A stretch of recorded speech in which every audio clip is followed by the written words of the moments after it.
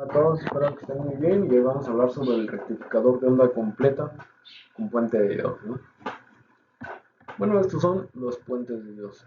Estos son nuestros puentes de Dios y este es nuestro puente de Dios. Estas dos imágenes en la parte superior son los puentes de Dios,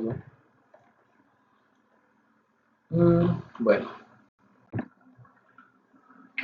como ya lo habíamos mencionado en el video anterior, vamos a andar trabajando con rectificadores de onda completa.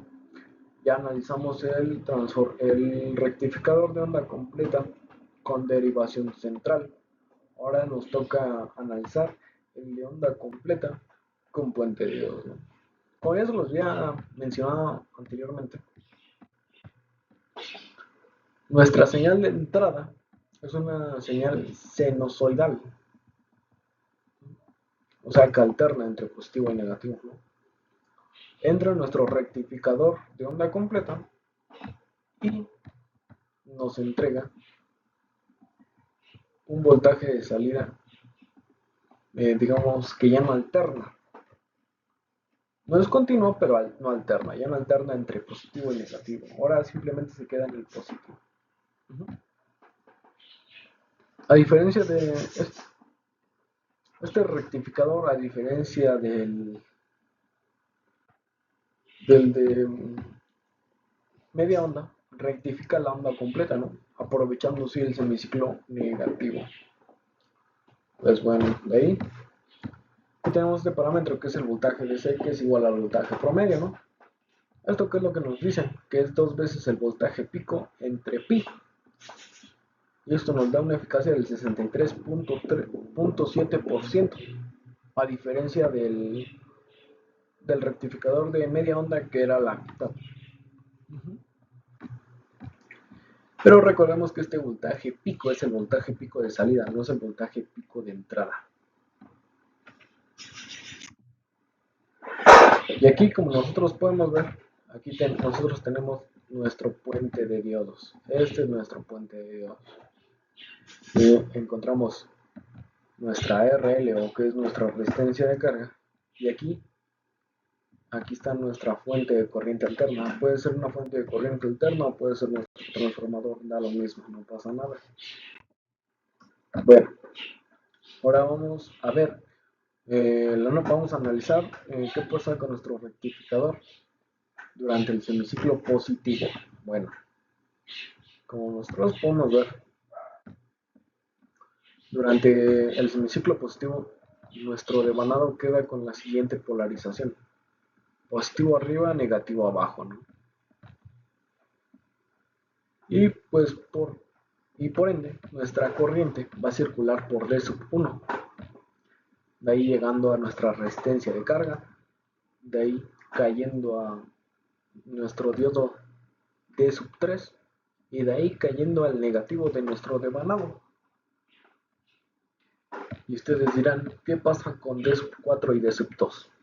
Estos diodos quedan polarizados en inversa, nunca van a pasar corriente en el semiciclo positivo. ¿Y por qué? Vamos a analizarlo, ¿no? Aquí nosotros tenemos la corriente, ¿no? Y aquí nosotros tenemos un más.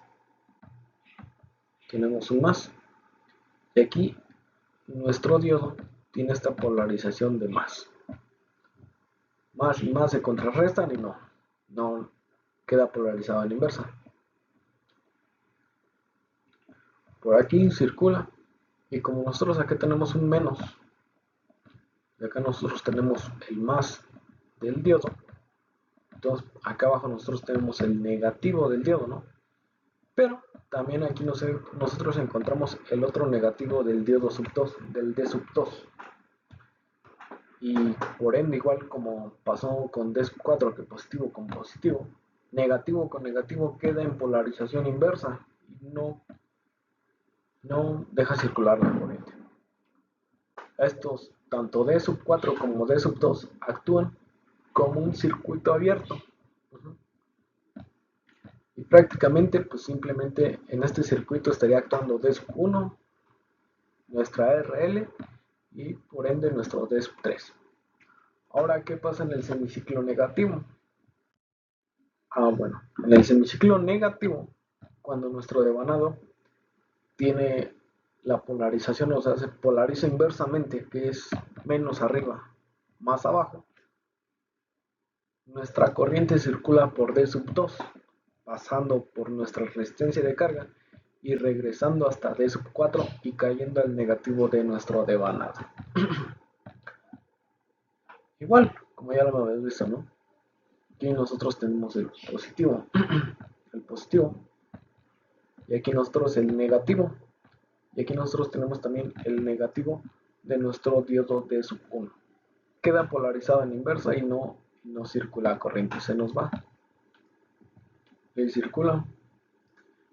Y aquí queda nuestro positivo de nuestro diodo y acá queda nuestro negativo. Nuestro negativo.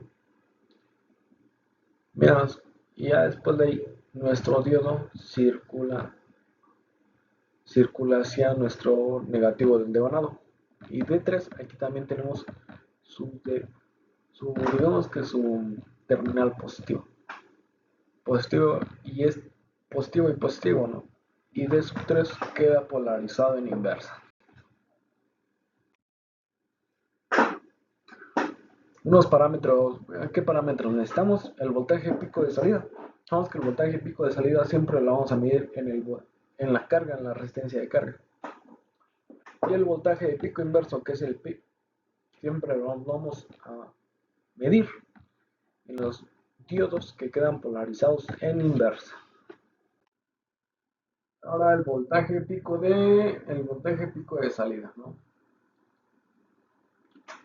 Bueno, igual como volvemos a representar nuestro circuito, aquí vemos nuestra fuente de voltaje de corriente alterna, pasa nuestro devanado primario.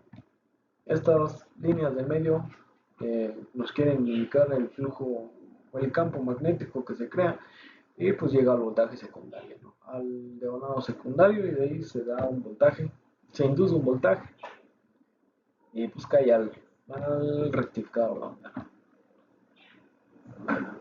Ahorita como nosotros podemos ver, estamos trabajando con diodos ideales. ¿Qué es lo que nos quiere decir? Que estos diodos no representan no tienen una caída de tensión, no tienen los puntos 7.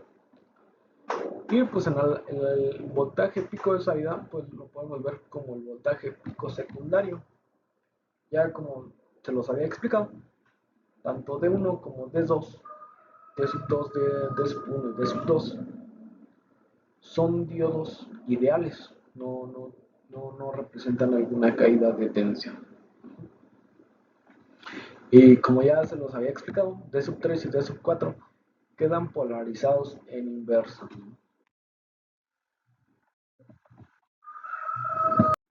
Ahora hacemos el mismo análisis, pero ahora ya no estamos trabajando con diodos ideales, ahora estamos trabajando con diodos de silicio. ¿Qué es lo que nos representa esto? Que vamos a tener caídas de tensión de 0.7 volts, como lo podemos ver, ¿no? Y aquí pues ya nuestra fórmula cambia, nuestra ecuación cambia y dice que el voltaje pico de salida es igual al voltaje pico secundario. Recordamos que el voltaje pico secundario lo vamos a medir en las terminales de nuestro devanado secundario. Más bien no lo vamos a medir, no lo podemos medir con un multímetro porque el multímetro nos da el voltaje RMS. Para obtener el voltaje pico, pues simplemente multiplicamos nuestro voltaje RMS por la raíz de 2, ¿no? Ese voltaje pico simplemente lo podemos medir en los osciloscopios, pero en los multímetros no. Es algo también para que tengan claro, ¿no? Y como ya les había dicho, pues vamos a trabajar con diodos de silicio y que van a representar una caída de tensión, una caída de voltaje. Entonces, por acá circula nuestro voltaje pico secundario y le restamos los 0.7 del D sub 1, de ahí cae nuestra resistencia de carga, pasa por D sub 2, que también representan una caída de tensión de 0.7, y de ahí llega a nuestro voltaje, a nuestra terminal negativa del devanado secundario. Y por lo tanto el voltaje pico de salida nos queda igual al voltaje pico secundario menos los 1.4 volts. de los puntos 7 más los puntos 7 de los dos diodos, ¿no? Ahora, ¿qué ocurre con el voltaje pico de salida al PIB? Bueno,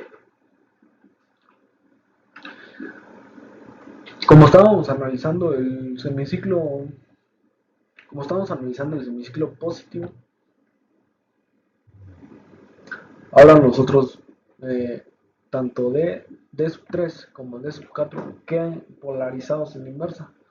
Ahora volvemos a retomar nuestro, nuestro circuito, pero ahora con diodos ideales. Podemos ver que tanto D1 como D2 no representan, no tienen un voltaje, o sea, no representan caídas de tensión. Y como nosotros vemos, ¿no? El voltaje pico de salida, por lo tanto, o sea, nuestra corriente circula por aquí, va para acá, llega hacia acá y cae al negativo de nuestro diagonal. Por lo tanto, el voltaje pico secundario es igual a nuestro voltaje pico de salida. Y por lo tanto, el voltaje de pico inverso es igual al voltaje pico de salida, ¿no? Así como lo podemos ver. Y ahora pasamos a la práctica, ¿no? Ahora con diodos de silicio. Ahora ya como nosotros podemos ver, donde antes estaba el 0 está el punto 7. ¿Por qué? Porque estos diodos nos van a tirar tensión, nos van a hacer una caída de tensión. Y como nosotros podemos ver, ¿no? Nosotros podemos ver que en ambos tienen los 0.7. Por lo tanto, el voltaje pico de salida es menos los 1. El voltaje de salida es igual al voltaje pico secundario menos los 1.4 volts, ¿no?